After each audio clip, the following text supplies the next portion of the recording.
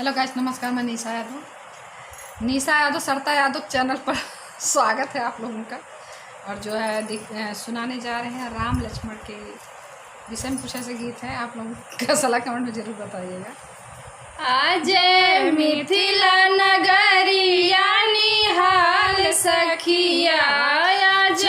मिथिला नगरिया निहाल सखिया, चारों दुल्हा में बड़का कमाल सखिया, चारों दुल्हा में बड़का कमाल सखिया,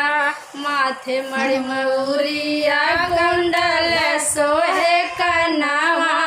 काले काले कजरा रे जुलमी नयनवा,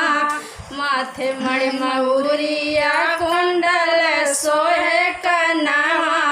काले काले कजरा रे जुलमी नयनवा, लाल चंदन सोहे वन के भाल सखिया, लाल चंदन सोहे उनके भाल सखिया, चारों दुल्हा में बड़का कमाल सखिया, चारों दुल्हा में बड़का कमाल सखिया, आज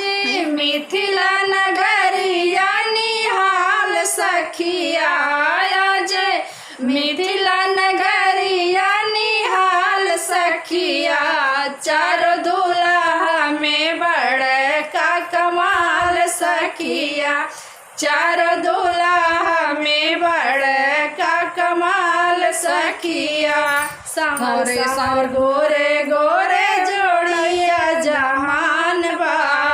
आखिया न देखनी न सुननी हो कान बा, सांवर सांवर गोरे गोरे जोड़िया जहान बा,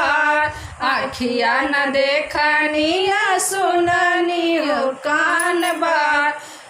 जुग जुग जोड़ी जिया बेमिसाल सखिया, जुग जुग जोड़ी जिया बेमिसाल सखिया, चारों दुल्हा में बड़का कमाल सखिया,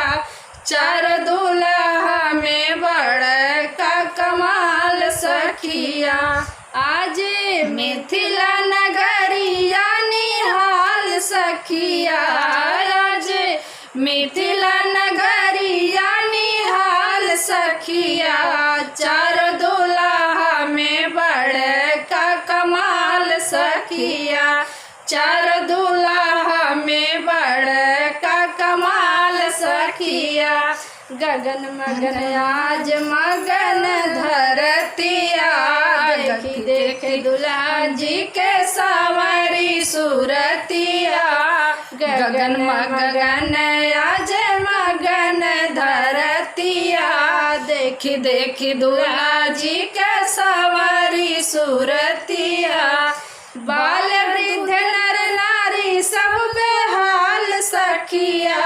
बाल वृद्ध नर नारी सब बेहाल सखिया, चारों दुल्हा में बड़का कमाल सखिया, चारों दुल्हा में बड़का कमाल सखिया, आज मिथिला नगरिया निहाल सखिया, आज मिथिला नगरिया निहाल सखिया, चारों दुल्हा में बड़का कमाल सखिया, चारों दुल्हा में बड़का कमाल सखिया, जेकर लागे जोगी मुनि जप तप कई न हो, से हमरा मिथिला में पाहुन बानी गई न हो, जेकर आगे जोगी मुनि जप तप कई न हो, से हमरा मिथिला के पाहुन बनी गई न हो, आज लोढ़ा से सकाई वन कर गाल सखिया, आज लोढ़ा से सकाई वन कर गाल सखिया, चारों दुल्हा में बड़का कमाल सखिया, चारों दुल्हा में बड़का सखिया आज मिथिला नगरिया निहाल सखिया आज मिथिला नगरिया निहाल सखिया चार दूल्हा में बड़का कमाल सखिया